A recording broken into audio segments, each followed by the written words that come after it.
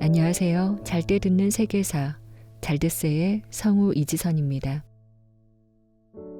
우리는 지금 로마와 이집트 두 세계의 갈림길 위에 서 있습니다. 폼페이우스를 죽이고 그 머리를 바친 이집트, 그 피비린내 나는 결정 앞에서 로마의 장군 카이사르는 분노했고 그 분노는 곧 정치라는 이름의 전쟁으로 이어졌습니다. 그리고 그 중심에 한 사람, 클레오파트라가 있었습니다. 오늘 우리는 단 한 번의 만남으로 흐름을 바꾼 여왕, 그리고 그녀가 카이사르와 함께 그린 전혀 새로운 미래의 서막을 따라가 보려 합니다. 그럼 시작합니다. 카이사르와 클레오파트라의 첫 만남. 이제부터 펼쳐질 장면은 고대 작가 플루타르쿠스가 전한 기록을 바탕으로 약간의 상상력을 덧붙여 구성했습니다. 알렉산드리아의 밤은 고요했습니다. 북풍은 항구 너머 파로스 섬의 등대를 스치며 지나가고 왕궁 북관의 불빛은 점점 희미해져 갔습니다. 그러나 바로 그 어둠 속에서 역사의 흐름을 바꿀 인물이 한 걸음을 내딛고 있었습니다. 클레오파트라. 왕좌에서 쫓겨난 여왕이었고 이집트 내전에서 권력을 되찾기 위해 단 하나의 희망에 몸을 걸고 있었습니다. 그 희망은 로마에서 온 장군 율리우스 카이사르. 그를 직접 만나야 했습니다. 그의 눈에 들어야만 했죠. 하지만 그녀는 공식적인 접견을 요청할 수도 왕궁의 정문으로 들어설 수도 없었습니다. 당시 왕궁은 클레오파트라의 동생이자 경쟁자인 프톨레마이오스 13세 측에 완전히 장악되어 있었습니다. 그 속으로 들어간다는 것은 들키면 곧바로 죽음을 각오해야 한다는 뜻이었습니다. 그런 상황에서 그녀는 하나의 전설 같은 계획을 세웁니다. 왕궁에 있던 한 충성스러운 시리아인 상인이 밤이 깊어질 무렵 커다란 양탄자 하나를 들고 북관을 향해 걸어갑니다. 겉보기엔 단순한 짐꾼처럼 보였죠. 하지만 양탄자 안에는 머리카락에 향을 묻히고 얇은 천으로 몸을 감싼 클레오파트라가 말없이 웅크려 있었습니다. 숨죽인 침묵, 모래 위 발자국 소리. 북관의 문 앞에 도달한 상인은 가벼운 농담을 던지듯 말합니다. 로마에서 오신 장군께 바칠 선물입니다. 그리고 마침내 양탄자가 풀립니다. 그 속에서 몸을 일으킨 것은 그저 아름다운 여인이 아니었습니다. 자신이 살아야 할 이유를, 이집트가 다시 주권을 가져야 할 이유를, 자신의 존재를 증명하고자 했던 여왕이었습니다. 양탄자가 풀릴 그 찰나 황금 목걸이가 어깨 위로 반짝였고 짙은 향유의 향이 방 안 가득 퍼졌습니다. 그녀는 미소 지으며 말없이 카이사르를 바라보았고 카이사르는 순식간에 시선을 빼앗겼습니다. 하지만 외모 때문만은 아니었습니다. 카이사르. 그녀는 낮고 단정한 목소리로 완벽한 로마식 발음으로 말을 건넸습니다. 나일강이 당신의 전투를 기억하길 바라신다면 먼저 나일의 시간을 들어주셔야 합니다. 그 순간 카이사르는 고개를 살짝 기울였습니다. 이야기를 청하듯 그녀를 바라보며 앉아 있었습니다. 그날 밤부터 두 사람은 서로의 언어로 정치와 미래를 설계해 가기 시작했습니다. 두 사람의 연합, 그리고 하나의 도시. 알렉산드리아 항구에는 로마에서 온 군선들이 줄지어 정박했고 로마 병사들이 익숙하게 시장 골목을 누비기 시작했죠. 하지만 아무도 그들을 침입자라 부르지 않았습니다. 시민들은 매일 아침 세관 앞에서 익숙하게 외쳤습니다. 카이사르와 클레오파트라, 신들이 함께하길. 시장에서는 로마 은화와 이집트 금화가 거스름돈으로 자연스럽게 섞여 돌아다녔고, 거리의 아이들은 파라오와 독수리가 함께 그려진 장난감을 들고 놀았죠. 밤이 되면 사람들은 등불 아래서 속삭였습니다. 두 사람이 연인이래. 이제 이 도시는 카이사르와 클레오파트라의 도시야. 사람들은 생각했습니다. 카이사르는 이집트를 정복한 것이 아니라 클레오파트라에게 정복당한 것이다. 이 이야기는 후대의 기록자들이 극적으로 재현한 장면일 수도 있습니다. 하지만 그 방식 자체가 보여주는 건 분명합니다. 클레오파트라는 단지 권력의 회복을 구걸하러 온 피난민이 아니었습니다. 그녀는 자기를 무기로 삼는 법을 아는 정치인이었고, 카이사르가 누구인지를 정확히 이해하고 있었죠. 카이사르와 클레오파트라. 그들은 전혀 다른 문명에서 왔지만 둘 다 권력을 움직이는 언어에 능했습니다. 클레오파트라는 이집트의 전통을 따르면서도 그리스식 철학과 언어, 연설, 문학에 정통했고, 카이사르는 로마 공화정의 끝자락에서 말과 칼로 질서를 재구성하고 있던 인물이었습니다. 그들의 대화는 단순한 구애나 설득이 아니었습니다. 그건 전략의 교환이었고 이해관계의 정렬이었습니다. 클레오파트라에게는 로마의 후원이 필요했습니다. 공정에서 쫓겨난 상태였던 그녀는 혼자서 프톨레마이오스 13세의 궁정 세력을 상대할 수 없었고, 형제와의 공동 통치 계약은 이미 무너진 상태였죠. 카이사르에게는 명분과 안정이 필요했습니다. 그는 이집트에서 길게 머무를 계획이 없었지만 자신이 도착하자마자 암살당한 폼페이우스의 명예를 회복하고 로마의 이익을 보장할 새로운 질서를 만들어야 했습니다. 이집트를 떠나기 전까지 그는 무언가를 남겨야 했습니다. 그 무언가는 클레오파트라라는 카드로 현실화됩니다. 두 사람은 짧은 시간 안에 강한 유대를 형성하게 되고, 카이사르는 알렉산드리아에 로마 군대를 남겨 클레오파트라를 지지한다는 명백한 입장을 내세웁니다. 이때부터 알렉산드리아는 전장이 됩니다. 프톨레마이오스 13세와 그의 측근들은 로마의 개입을 받아들일 수 없었고, 카이사르와 클레오파트라가 거처하는 궁전을 포위합니다. 이른바 알렉산드리아 전투라 불리는 이 혼란은 한 도시의 내부 분쟁이 아니라 로마와 이집트 두 세계가 충돌하는 상징적 장면이었습니다. 전투는 격렬했고 몇 달간 이어졌습니다. 왕궁은 바다와 운하로 연결되어 있었지만 식량은 차단되었고 카이사르 군은 불리한 처지에 놓이기도 했습니다. 하지만 그는 늘 그러했듯 단호한 결단으로 돌파합니다. 알렉산드리아 항구에 있던 이집트 함선을 불태우고 자신의 군대를 보호하기 위해 해변 지형을 활용한 전투를 벌였죠. 이 와중에 왕궁 일부가 불타고 불길은 도시의 일부 도서관까지 번졌다는 기록도 있습니다. 여기서 주목받는 것이 알렉산드리아 도서관의 화재인데, 정확히 이때 전소되었는지에 대해서는 학계에서도 여전히 논란이 있습니다.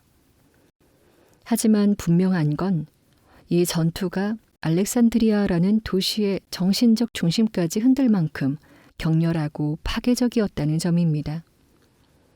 결국 카이사르의 지원을 받은 클레오파트라가 승리합니다. 프톨레마이오스 13세는 전투 중 나일강에서 익사하게 되고, 이집트의 왕위는 다시 클레오파트라의 손에 돌아오죠. 그러나 흥미로운 것은 클레오파트라가 곧장 단독 통치를 하지 않았다는 점입니다. 그녀는 어린 동생 프톨레마이오스 14세를 형식상 공동 통치자로 세웁니다. 이는 이집트 전통을 따른 것이기도 했고 동시에 로마의 개입을 최소화하려는 전략적 선택이기도 했습니다. 이 시점에서 클레오파트라는 이미 정치적 능력을 완전히 증명한 셈입니다.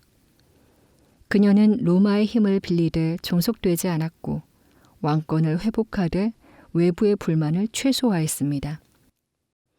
그녀는 왕이었고 외교가였으며 무대 위에서 자신을 연출하는 이미지의 달인이었습니다. 로마의 시선에서 본 클레오파트라는 익숙하지 않은 매력과 두려움을 동시에 품은 존재였습니다. 로마의 기록자들은 종종 클레오파트라를 마녀나 유부처럼 묘사했지만 그 이면에는 두려움과 경외가 함께 섞여 있었습니다. 로마에서 여성은 권력의 중심에 설 수 없었고 정치는 철저히 남성의 공간이었습니다.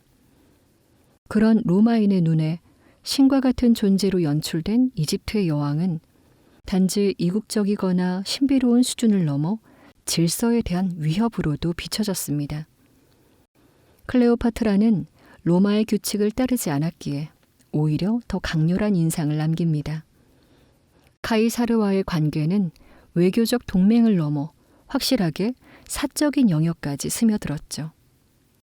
카이사르가 로마로 돌아갈 무렵 클레오파트라는 그의 아이를 품고 있었습니다. 카이사리온이라 불린 이 아이는 곧 이집트의 후계자로 선포되지만 로마 공화주의자들에겐 위협적인 존재로 비춰집니다. 이제 클레오파트라 곁을 떠난 카이사르, 그리고 그 죽음이 만든 거대한 균열을 들여다보겠습니다. 로마를 흔든 아이, 카이사리온과 제2차 삼두 정치의 시작. 기원전 44년, 율리우스 카이사르가 암살당했습니다. 그날 로마는 숨을 멈춘 듯 고요해졌죠. 율리우스 카이사르는 원로원 회의장 계단에서 칼에 찔려 쓰러졌습니다. 공화정을 지키려는 자들의 손에 독재관의 생이 끝났죠. 그는 스스로 종신 독재관에 올랐고 왕을 거부했던 로마인들에게 그것은 곧 군주제의 부활처럼 보였습니다. 한 사람의 죽음이 아니라 하나의 시대가 막을 내린 순간이었죠. 카이사르를 따르던 이들은 충격에 빠졌고 원로원은 혼란스러운 승리감을 느꼈죠. 그러나 그 죽음은 시작에 불과했습니다. 로마 제국의 중심부에 생긴 권력의 공백은 곧 새로운 연합과 대결 구도를 불러오게 됩니다. 이를 가리켜 우리는 제2차 삼두 정치라고 부릅니다. 이 삼두 정치는 카이사르의 조카이자 법조 후계자인 옥타비아누스, 카이사르의 충직한 부하였던 안토니우스, 그리고 또 다른 권력자 레피두스의 연합으로 시작됩니다. 하지만 레피두스는 곧 영향력을 잃고 실질적으로는 옥타비아누스와 안토니우스의 양강 구도로 흘러갑니다. 둘의 긴장감은 갈수록 고조되었고 이 긴장의 중심에는 한 여인이 다시 모습을 드러냅니다. 클레오파트라. 카이사르 사후 그녀는 조용히 그러나 끈질기게 왕자를 지키고 있었습니다. 이집트라는 나라의 위상은 여전히 강했고 알렉산드리아는 동방 세계에서 가장 화려한 도시로 남아 있었습니다. 안토니우스는 파르티아 원정을 준비하며 동방의 질서를 정리할 필요를 느끼고 있었고 그 과정에서 이집트와의 연합은 전략적으로 매우 중요한 카드였죠. 그는 기원전 41년 클레오파트라를 타르수스에 초청합니다. 그 만남은 단순한 외교회담이 아니었습니다. 당시 기록에 따르면 클레오파트라는 아프로디테로 분장하고 등장했다고 하죠. 은박으로 장식된 배를 타고 향기로운 향과 음악을 동반하며 다가오는 그녀의 모습은 전략이라기보다 예술이었습니다. 그러나 이 예술은 치밀하게 계산된 연출이었습니다. 클레오파트라는 이 만남이 하나의 외교가 아니라 모두가 주목할 만한 사건이 되길 바랐습니다. 안토니우스는 그 분위기에 압도되었고 이후 이집트로 초대받은 그는 알렉산드리아에서 수개월을 머물게 됩니다. 이집트 궁정에서의 안토니우스는 점점 더 로마의 장군이 아니라 이집트의 왕처럼 행동하기 시작했죠. 연회와 연극, 사냥과 철학 토론 속에서 그는 로마 정치의 냉혹함에서 벗어난 새로운 권력의 형태를 경험합니다. 동시에 클레오파트라는 그 틈을 놓치지 않았습니다. 그와의 관계를 단지 감정적 유대가 아닌 외교적 결속으로 다져갔습니다. 당시 로마 사람들은 동쪽 세계를 묘한 눈으로 바라봤습니다. 부유하고 화려하다고 느끼면서도 그만큼 낯설고 두렵다고도 생각했죠. 특히 로마 동쪽에 있던 큰 나라 파르티아는 늘 경계 대상이었습니다. 파르티아는 지금의 이란 지역에 있었던 강대국으로 로마가 쉽게 넘볼 수 없는 존재였죠. 한때 로마의 장군 크라수스가 파르티아 원정에서 참패한 뒤 로마인들은 이 나라를 넘지 못할 벽처럼 느끼기도 했습니다. 그래서 로마에서 동방정책이라는 말이 나올 때면 단지 파르티아를 정복하자는 얘기만이 아니라 로마 바깥에 있는 나라들을 어떻게 다루고 어떻게 통치할 수 있을지를 함께 고민하는 말이 되곤 했습니다. 클레오파트라는 바로 이 점에 주목했습니다. 로마와는 다른 방식, 다른 질서가 이집트를 중심으로 다시 만들어질 수 있다는 상상. 그 상상 속에 그녀는 안토니우스를 끌어들인 겁니다.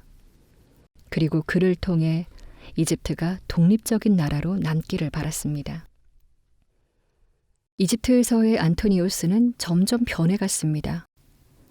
그가 로마에 보낸 공식 문서들은 여전히 공화국의 원로원 체계를 따르고 있었지만 실제 그의 행동은 알렉산드리아 궁정의 기후에 적응하고 있었습니다.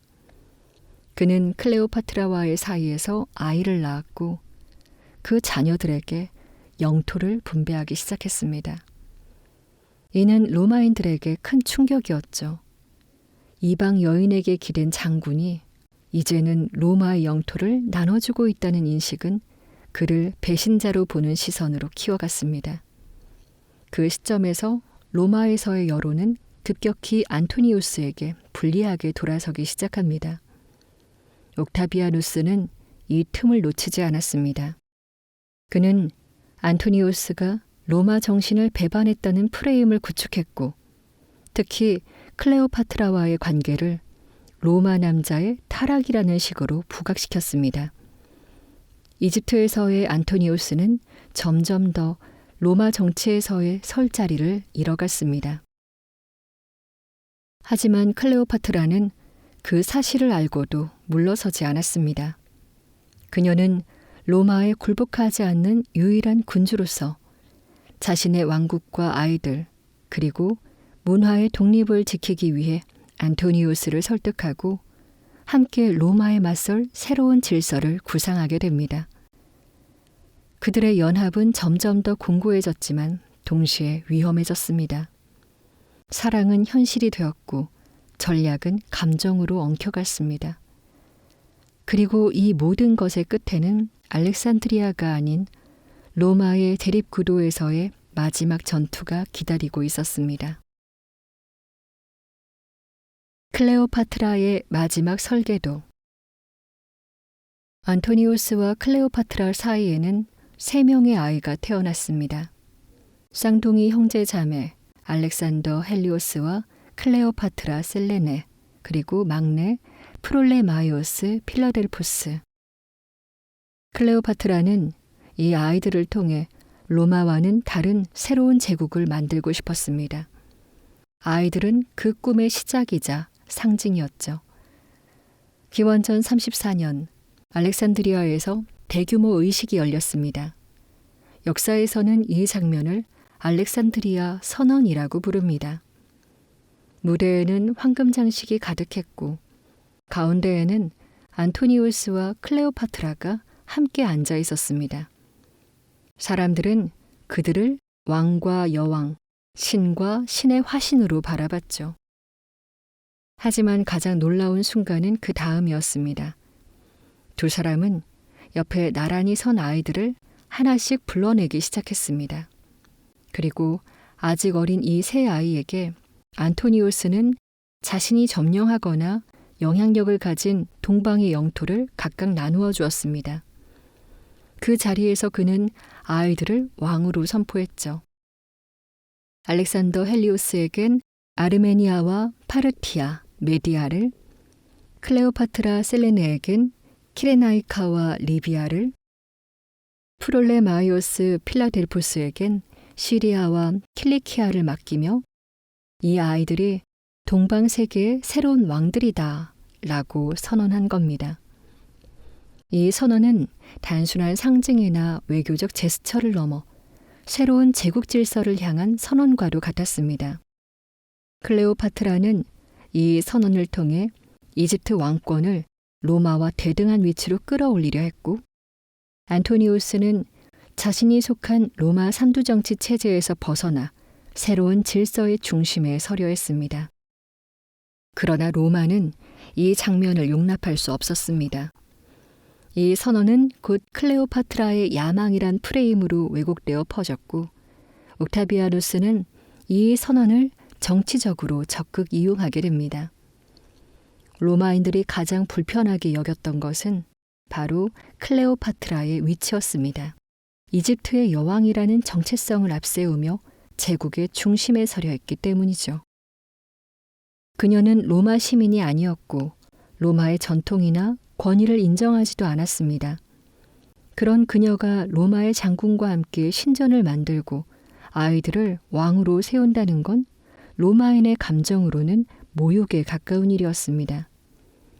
옥타비아누스는 이 틈을 놓치지 않았습니다.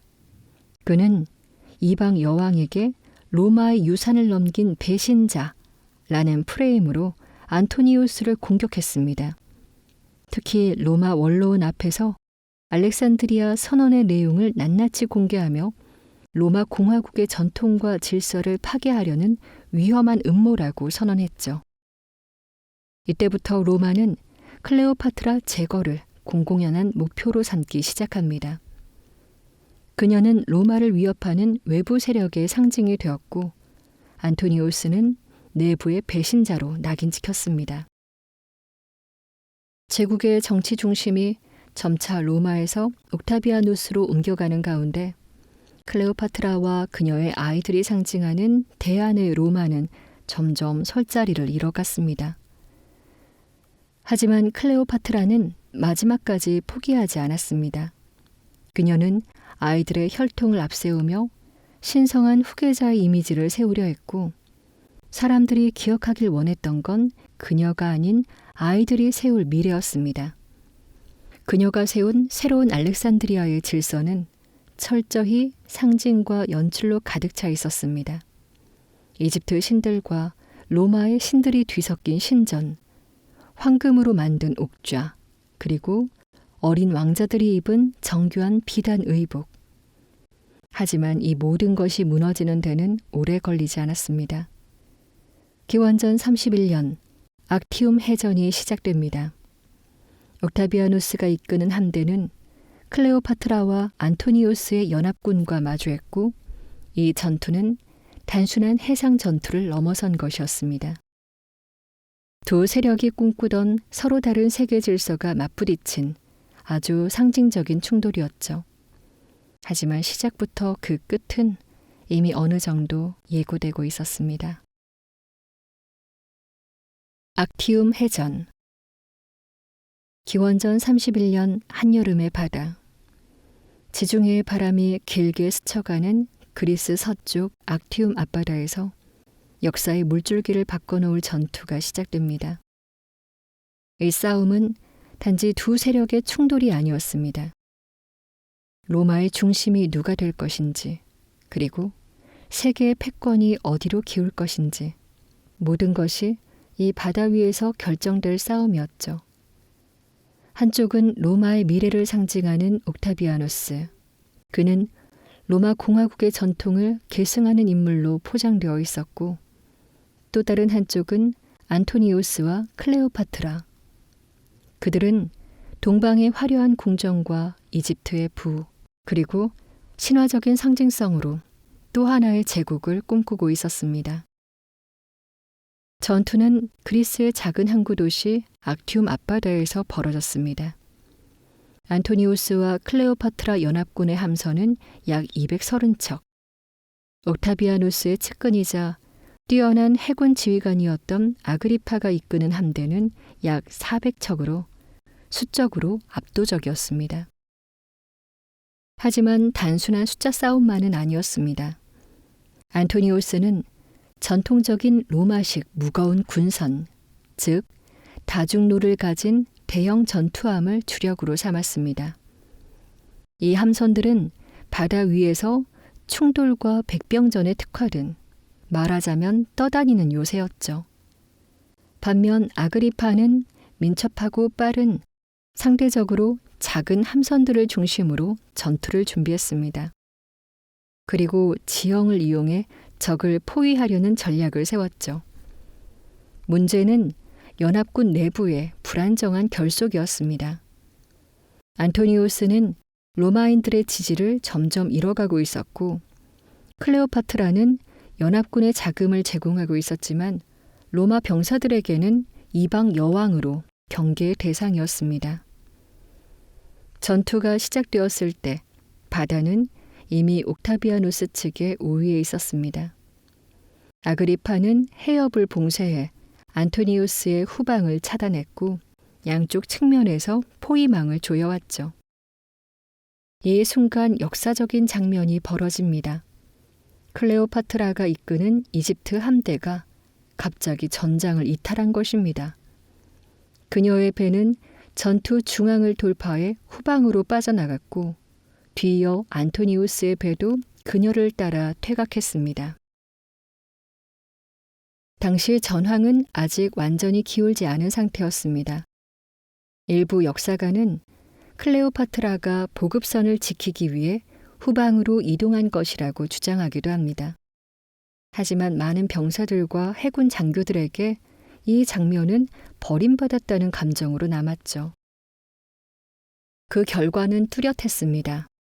지휘관이 없는 함대는 곧 붕괴되었고 안토니우스를 믿고 따르던 로마 병사들은 혼란에 빠졌고 아그리파는 그 틈을 놓치지 않았습니다. 패배는 전투에서 끝나지 않았습니다. 안토니우스는 클레오파트라를 따라 이집트로 퇴각했지만 이제 그는 로마에서 완전히 고립된 존재가 되어버렸습니다. 한때 로마를 반으로 나누었던 위대한 장군이 이제는 고국에서 배신자, 이집트의 하수인으로 낙인 찍히게 된 것이죠. 패배의 무게는 컸습니다. 특히 안토니우스는 이 전투 이후 급격히 무너져 내립니다. 그는 전투를 복귀하며 스스로를 책망했고 클레오파트라와의 관계에 대한 의심과 불안도 커져갔습니다. 클레오파트라 역시 모든 계획이 무너졌다는 것을 실감하고 있었습니다. 알렉산드리아에 도착한 그녀는 성벽을 보강하고 남은 자금을 모아 방어 준비에 들어갔습니다. 하지만 희망은 점점 옅어졌습니다. 기원전 31년의 악티움 해전은 단순한 군사적 충돌이 아니었습니다.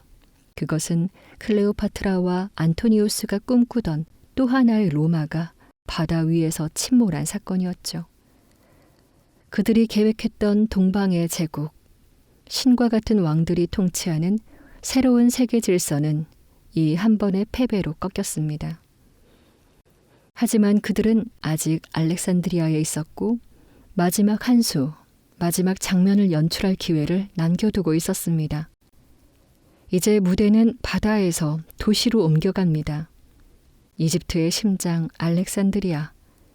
그곳에서 그들은 어떻게 마무리를 준비했을까요? 기원전 30년 알렉산드리아. 이제 이집트의 수도는 포위된 도시가 되었습니다. 한때 세계의 지식과 예술, 부의 상징이었던 이곳은 이제 거대한 제국의 군대 앞에 숨을 죽이고 있었죠. 옥타비아누스의 병력은 악티움 해전에서 승리를 거둔 후 조용하지만 단호하게 이집트를 향해 진군해 왔습니다. 클레오파트라는 수도의 방어선을 보강하고 무기와 식량을 준비하며 시간을 벌고자 했습니다. 하지만 그 시간이 길지 않으리라는 것도 알고 있었습니다. 이제 알렉산드리아의 왕궁 깊은 방 안에는 단 2사람만이 남아 있었습니다. 전쟁에서 돌아온 패장 안토니우스, 그리고 마지막 여왕 클레오파트라.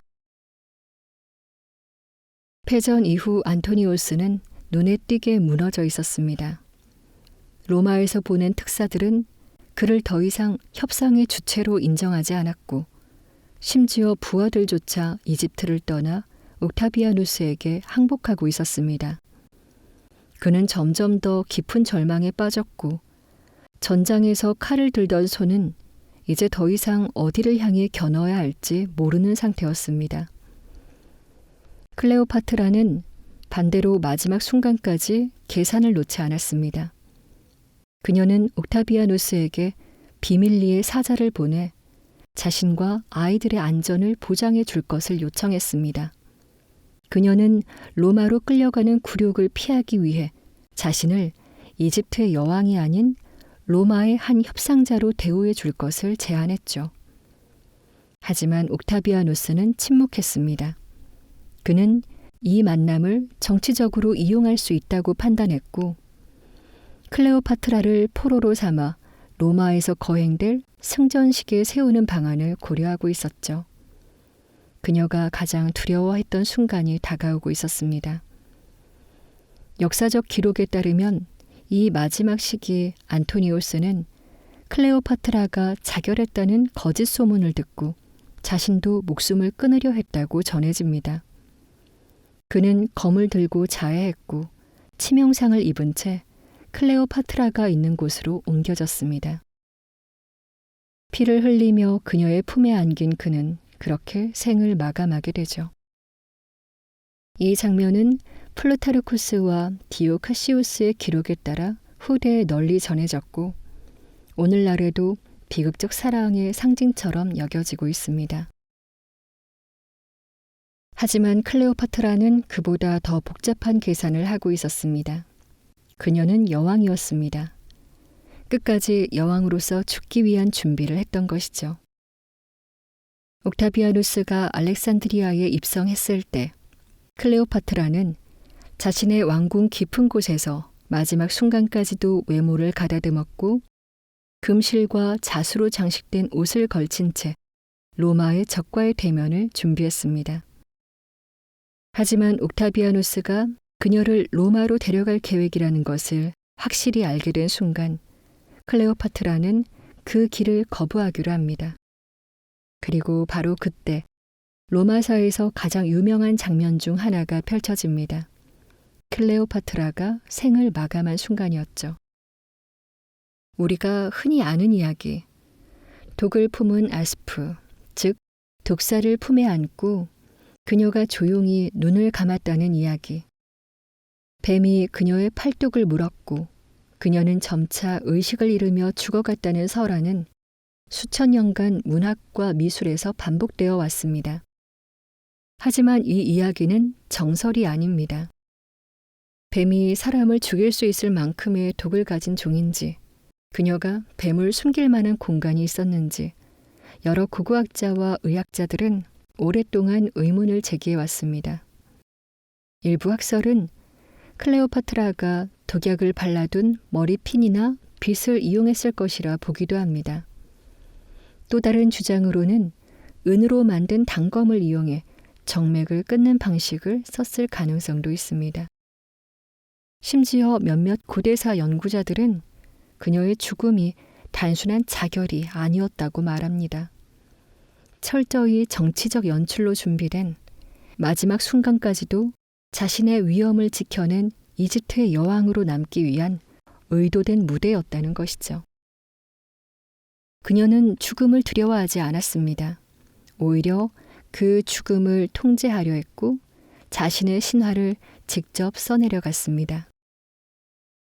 클레오파트라의 시신은 안토니우스의 시신과 함께 알렉산드리아에 묻혔다고 전해집니다. 그 무덤은 아직까지 발견되지 않았고 지중해 연안 어딘가에서 그녀의 마지막 이야기를 간직한 채 잠들어 있을지도 모릅니다. 정확히 어떻게 생을 마감했는지는 아직도 밝혀지지 않았습니다. 하지만 분명한 건 그녀의 죽음 역시 단순한 비극이 아니라 자신의 시대를 마무리 짓는 마지막 연출이었다는 점입니다. 그렇게 이집트의 마지막 여왕은 영원한 신화로 남게 됩니다.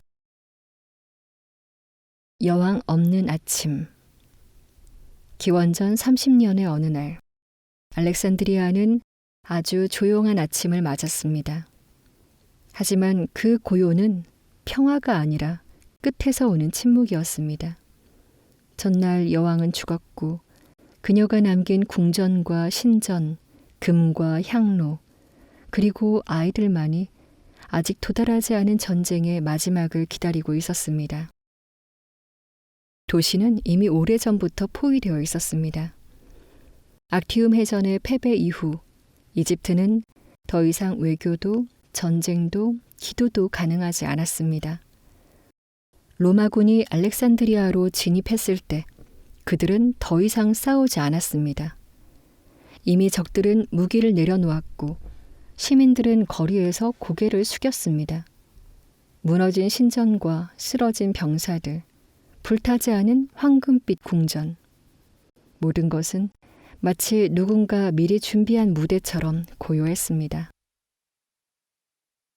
옥타비아누스는 단지 전쟁에서 이긴 장군이 아니었습니다.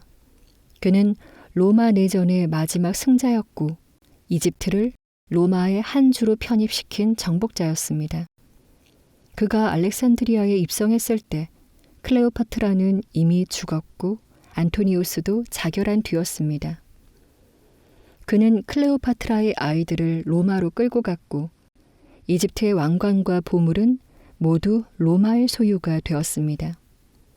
이 순간을 두고 그는 특별한 승리 선언을 하지 않았습니다. 대신 이렇게 말합니다. 로마의 평화는 이제 완성되었다. 이 말은 단순한 전쟁의 끝이 아니라 로마가 이제 신의 질서를 대표한다는 정치적 선언이었습니다. 카이사르는 신격화되었고 그의 후계자인 옥타비아누스는 신의 아들이 되었습니다. 로마는 더 이상 공화국이 아니었습니다. 황제가 다스리는 제국이 시작된 것입니다. 이렇게 클레오파트라의 이야기는 막을 내립니다. 프톨레마이오스 왕조도 함께 끝났습니다. 300년 넘게 이어진 이 왕조는 마케도니아에서 시작되어 나일강까지 뻗었고 그 마지막은 클레오파트라와 함께 사라졌습니다. 하지만 아직 남은 것이 있었습니다. 한 명의 아이, 카이사르의 아들, 클레오파트라의 장남. 카이사리온이라 불린 그는 이제 17세의 소년이었습니다. 로마인들에게 그는 정치적 변수가 아닌 정치적 위협이었습니다. 옥타비아누스는 처음엔 그를 포로로 삼으려 했습니다. 하지만 결국 그는 조용히 명령을 내립니다. 그 아이는 더 이상 존재하지 않아야 한다. 이 결정은 단순한 감정도 복수도 아니었습니다. 정치의 룰이었고 로마의 룰이었습니다. 새로운 체제를 선언하기 위해선 과거를 상징하는 모든 존재는 지워져야 했죠. 그가 어떻게 죽었는지에 대한 기록은 없습니다. 누가 어떤 방식으로 그를 죽였는지도 전해지지 않죠. 다만 후대 역사서에는 이런 말이 한 줄 남아 있습니다. 카이사르는 하나면 충분하다. 정확히 누가 언제 한 말인지는 알 수 없지만 그 문장은 로마가 새로운 질서를 정리하던 순간 새 질서를 세우려는 로마에게 카이사르의 아들이라는 이름을 가진 소녀는 허락될 수 없다는 뜻이었겠죠. 이 문장을 남기고 로마는 모든 것을 마무리합니다. 도시는 다시 움직이기 시작했습니다. 로마의 깃발이 성벽 위에 세워졌고 새로운 관리들이 궁을 점령했습니다. 황금은 로마로 옮겨졌고 알렉산드리아의 학자들은 로마로 소환되었습니다. 신전의 사제들은 살아남았지만 그들의 언어는 더 이상 권력을 대표하지 못했습니다. 그리고 어느 날 옥타비아누스는 조용히 명령합니다. 승전식을 준비하라. 그러나 이번 승전식에는 포로가 없었습니다.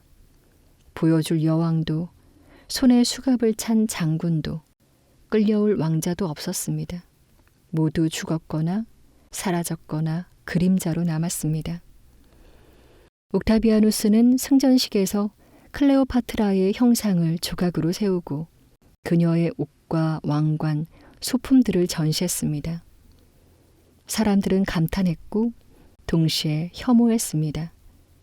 이방 여왕의 탐욕, 로마를 유혹한 마녀. 그녀는 이제 자신이 설계한 이미지와는 전혀 다른 모습으로 남았습니다.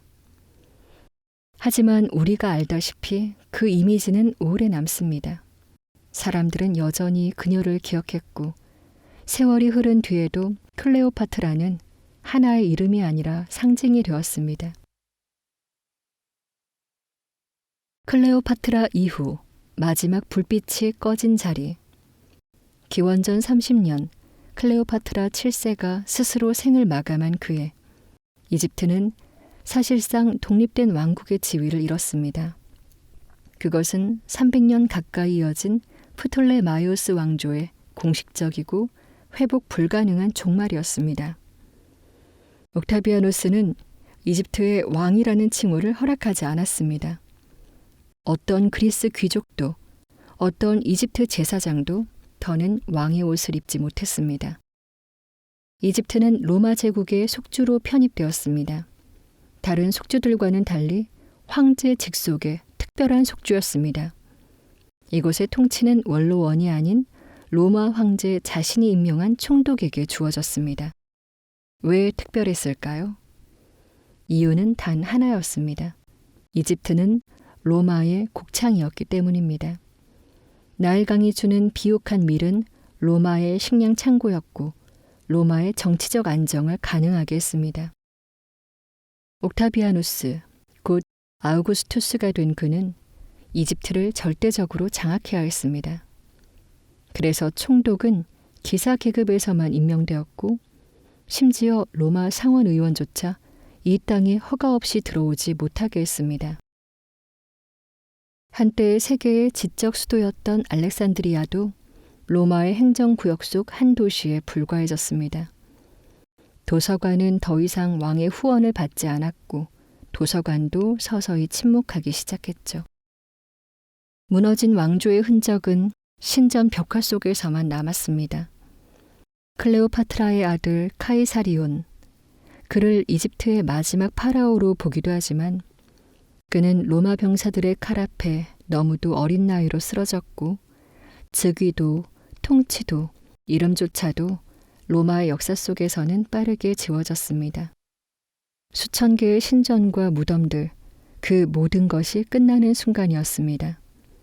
이집트의 마지막 여왕은 자신의 생애로 그리고 침묵으로 이 세계의 문을 닫았습니다. 그 문 너머엔 수천 년 동안 지켜온 신전과 별자리, 왕들의 이름과 농부의 기도, 모래에 묻힌 도시들이 조용히 잠들어 있었죠. 이렇게 우리는 이집트의 시간을 따라왔습니다.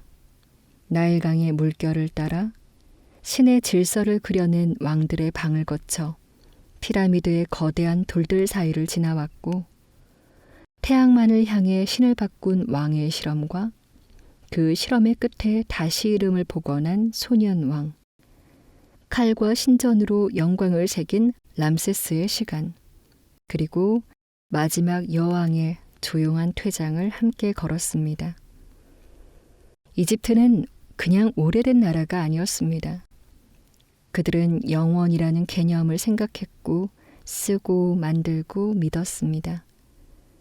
그들의 영혼은 피라미드 안에 있었고 부서진 석상 아래 있었으며 무명의 무덤조차도 하나의 기도로 남겨졌죠. 우리는 그 모든 흔적을 따라 조심스럽게 걸어왔습니다. 그리고 이제 이집트 시리즈를 마무리 지으려 합니다. 하지만 이 여정은 끝이 아닙니다. 우리가 다음으로 들어설 곳은 또 다른 문명일 수도 있고 혹은 수천 년을 건너온 믿음의 시작일 수도 있죠. 그곳에서도 우리는 또다시 묻게 될 겁니다. 누가 이 이야기를 남겼는가? 무엇을 지키고자 했는가? 왜 이 이야기가 지금까지 이어지고 있는가? 잘 때 듣는 세계사 잘 듣세는 그 질문들과 함께 다음 밤을 준비하겠습니다. 구독과 좋아요 그리고 멤버십 가입으로 이 밤 함께 해주세요.